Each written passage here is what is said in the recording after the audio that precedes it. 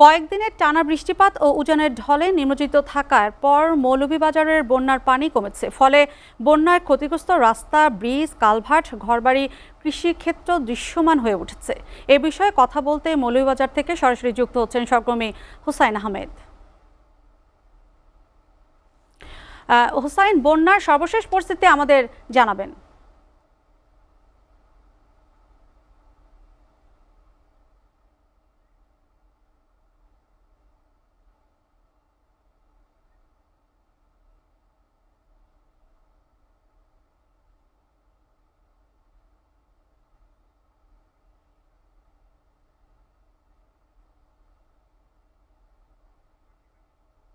আপনি যেমনটি বলছেন, জেলার মনু, দোলাই, কুশিয়ারা সহ সব নদীর পানি বিপদসীমার নিচ দিয়ে অতিবাহিত হচ্ছে, কিন্তু সেই পানি নামার সাথে সাথে এ জেলার 5টি উপজেলায় যে ক্ষতিচিহ্ন ব্রিজ, কালভার্ট, রাস্তাঘাটের অনেক ক্ষতি হয়েছে, সেগুলা অতিবাহিত হচ্ছে। আমরা গতকাল এলজিডি মৌলভীবাজার নির্বাহী প্রকৌশলীর সাথে কথা বলেছিলাম। উনি আমাদেরকে জানিয়েছেন এ জেলায় এলজিডির রাস্তাঘাটে প্রায় 29 কোটি টাকার ক্ষতি হয়েছে, এবং কৃষি বিভাগও আমাদেরকে জানিয়েছেন এ জেলায় তাদের আউশ বীজ তোলার অনেক ক্ষতি ক্ষতি হয়েছে। এছাড়াও আমরা যদি আপনাদেরকে বলি, বিভিন্ন বাড়ি যে এলাকাগুলা, বিশেষ করে রাজনগর, কমলগঞ্জ এবং কুলাউড়া উপজেলার যে এলাকাগুলা প্লাবিত হয়েছিল, সেই এলাকাগুলার মানুষের অনেক ক্ষতি হয়েছে।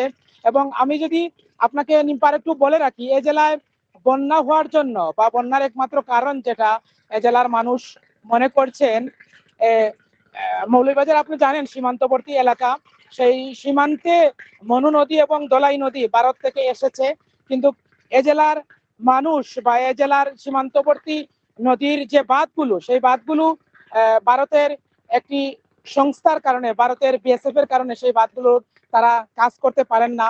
মূলত এ কারণেই প্রতি বছর, যদি আমি আপনাকে একটু বলে রাখি, কুলাউড়া এবং কমলগঞ্জের 2টি স্থান দিয়ে প্রতি বছর লোকালয়ে প্রাণী প্রবেশ করে। এই বছরই এমনটা ঘটেছিল, কারণ বাংলাদেশের পানি উন্নয়ন বোর্ড এবং বাংলাদেশ বিজিবি অনেকবার চেষ্টা করেছিল সেই বাঁধগুলো দিয়ে কাজ করার জন্য, কিন্তু সেখানে বিএসএফ কর্তৃক কাজে বাধা দেওয়ার কারণে সেই জায়গাতে কিন্তু কাজ করতে পারে নাই। আমি যদি আপনাকে আরেকটু বলে রাখি, এ জেলায় কিশোরগঞ্জ, আপনি জানেন কিশোরগঞ্জ দিয়েই এই অঞ্চলের পানি, বৃহত্তর সিলেট অঞ্চলের পানিগুলা প্রবাহিত হয়ে থাকে, কিন্তু কিশোরগঞ্জ হাওরে যে নদী হয়েছে, সেই নদীর কারণে এবং এখানে যে উড়াল সড়ক হয়েছে, সেই উড়াল সড়কটি নির্মাণ করার কারণেই মূলত এই অঞ্চলের পানি নামতে পারছে না। নিমটা এ ছিল মৌলভীবাজার থেকে আমার কাছে সর্বশেষ। হুসাইন, আপনাকে ধন্যবাদ।